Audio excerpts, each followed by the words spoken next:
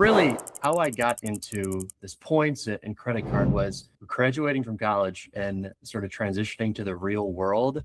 Me and my friends knew we had to get credit cards, right? We knew we had to start somewhere. So we wanted to start. We were also at the same time going on a big trip together. There was about 10 people. And we said, look, we're all getting these new credit cards. We know there's a whole bunch of rewards. And we're trying to coordinate about 11 people booking different flights, different stays, different experiences. And we thought, hey, we really can't find anything that is helping us right now. So why don't we just go ahead and build it?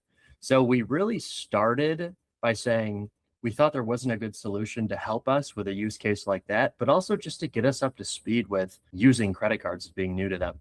So we kept it contained and we said, hey, like this is starting to help us out a little bit. And as time went on, we found out that more and more people we were talking to, just sort of in our circle and close by, also wanted something that could help them with points and making sure they always use the right credit card and just, synthesizing a lot of information that sometimes feels a little bit complex. So we started giving it out to, people in our closest circle. They started thinking, hey, this is actually pretty useful. And then we found out that the whole credit card reward system, it doesn't just hurt in the Gen Z level. This cuts across every single generation. The system we found is incredibly complex. It's large.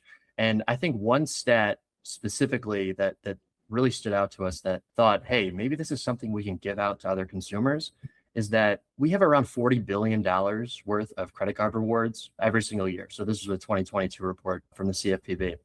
$33 billion of those goes unclaimed every year. It was just completely mind-blowing to me.